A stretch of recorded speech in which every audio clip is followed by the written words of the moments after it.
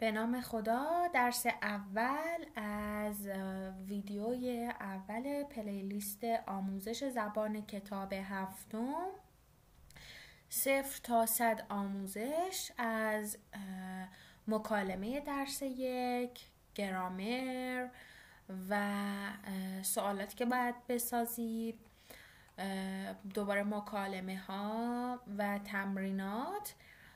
همراه ما باشید. امیدوارم که این ویدیو مفید باشه براتون. در ویدیوهای آتی نمونه سوالات رو براتون تحلیل میکنم، حل میکنم و اگر دوست داشتید در کانال تلگرامی ما هم عضو بشید. آموزش زبان داریم براتون و امیدوارم که کارساز باشه.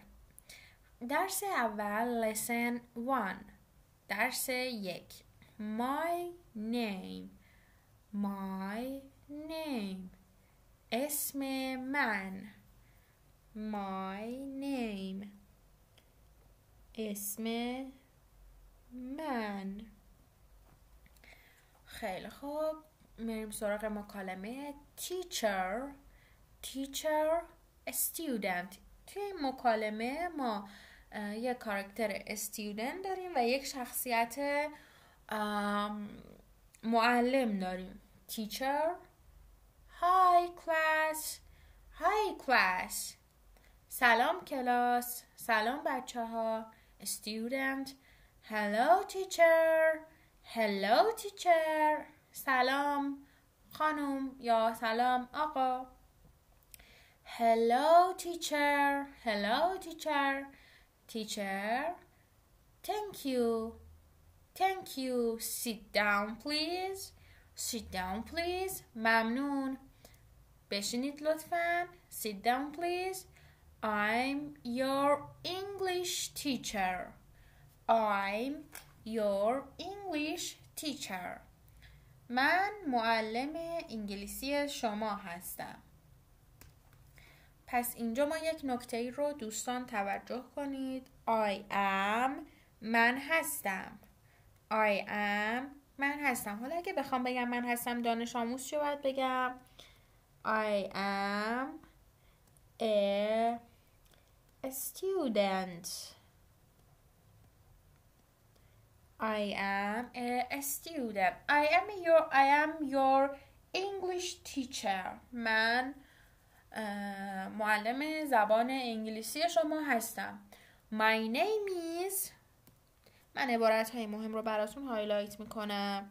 My name is احمد کریمی. داره خودش رو معرفی میکنه. حالا اگه من بخوام خودم رو معرفی کنم چی باید بگم؟ My name is نگین نریمانی. My name is نگین نریمانی. Yes. پس شما هم اگر بخواید خودتون رو معرفی کنید، اسم و فامیلتون رو بگید، باید از عبارت my name is استفاده کنید. خب now یعنی الان you tell me your names. اسمت رو به من بگو. tell me your name. what's your name? اسمت چیه؟ اینم عبارت خیلی مهمیه. 100% توی همه امتحانا میاد. what's your name؟ اسمت چیه؟ این عبارت ما زمانی به کار میبریم که میخوایم اسم یه نفر رو بپرسیم و در جوابش باید عبارت my name is رو که نوشتیم اینجا بشنویم. بله. My name is علی محمدی. How are you علی؟ حالت چطوره علی؟ این هم عبارت مهمیه بچه ها، ممکنه توی امتحان بیاد. داره حالش رو میپرسه. وقتی که میخوایم حال یه نفر رو بپرسیم از این عبارت استفاده میکنیم و در جواب میتونیم بگیم fine thank you. And what's your name؟ دوباره داره اسمش رو میپرسه. حالا شما باید اینجا اسم خودتون رو بنویسین. My name is نگین. My name is زهره. My name is زهرا و هر اسمی که مد نظرتون بود یا اسم خودتون فرقی نداره. بچه ها این مکالمه درس اول از کتاب 7 هست.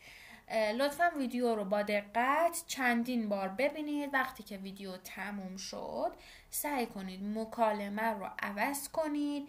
مثلا اسم خودتون رو بذارید، اسم معلماتون رو بذارید و مکالمه رو تمرین کنید. اگر سوالی داشتید توی کامنت ها از من بپرسید یا به پیوی من توی تلگرام یا واتساپ پیام بدید، من جوابتون رو میدم.